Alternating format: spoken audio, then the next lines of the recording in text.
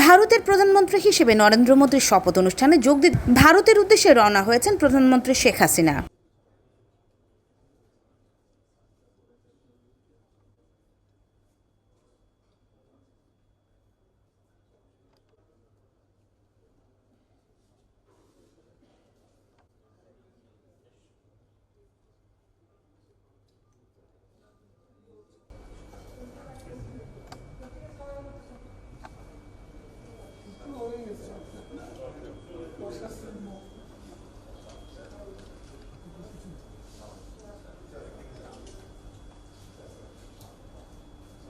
শনিবার ৮ জুন সকাল 10:15টার দিকে নয়াদিল্লির উদ্দেশ্যে ঢাকা ত্যাগ করেন প্রধানমন্ত্রী।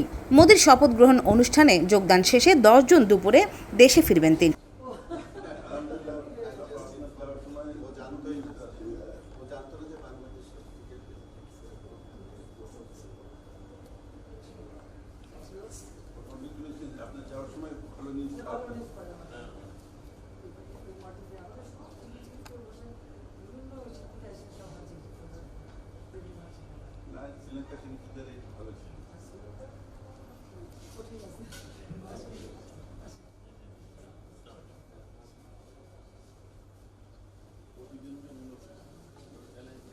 তৃতীয় মেয়াদে ভারতের প্রধানমন্ত্রী হিসেবে রোববার 9 জুন শপথ গ্রহণ করবেন নরেন্দ্র মোদী।